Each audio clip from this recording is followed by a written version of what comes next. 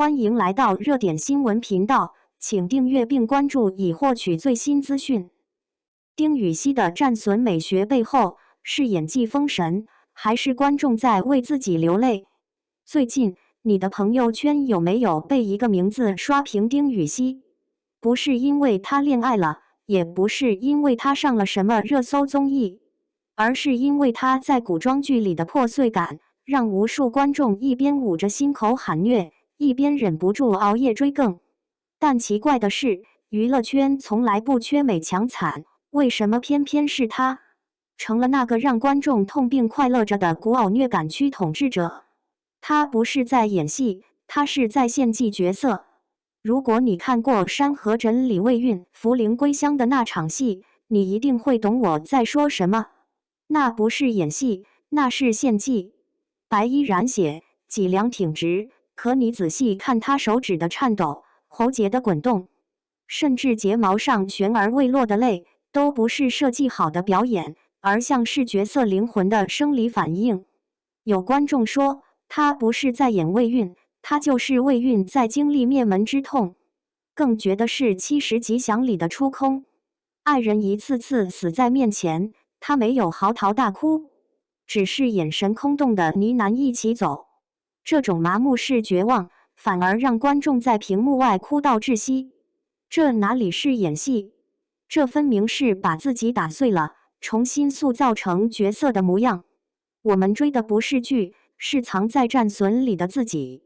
你发现没有？丁禹兮的爆火背后藏着一个矛盾。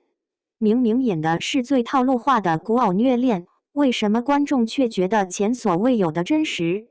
答案可能不在他身上，而在我们心里。当我们为魏运的血泪揪心，为出空的麻木落泪，其实是在借他的表演，释放自己生活中那些说不出口的痛、工作的压力、感情的遗憾、成长的代价。有观众说的一针见血，看他落泪，我喉咙发紧。这不是共情，这是痛感共享。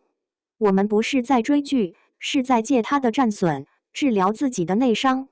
模式化争议背后藏着行业的隐形战争。当然，也有人质疑那些抬眉瞪眼的狠厉表情是不是已经开始重复，但这恰恰点破了娱乐圈最现实的问题。当一种表演被认证为爆款公式，演员是该坚持还是突破？值得玩味的是，央视网文娱曾评价他眼神流转间传递未言说的伤痛，这或许给出了答案。观众反感的从来不是战损本身，而是流水线上生产出来的假痛苦。丁禹兮的难得在于他让每个角色的痛都不一样。魏运的痛是孤勇，出空的痛是麻木，张正的痛是释然。他让战损从视觉噱头升华为精神图腾。他的爆火是观众的选择性相信。说到底，丁禹兮的战损美学能成为现象，不是因为他的演技已经完美到无懈可击，而是因为在充斥着工业糖精的古偶市场里，我们太渴望看到一点真实的疼痛，哪怕这真实也是表演，我们也心甘情愿相信。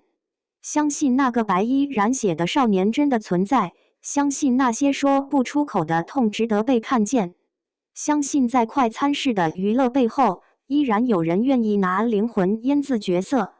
这或许才是丁禹兮现象最动人的内核，不是他在为角色受苦，而是我们借他的表演好好哭了一场。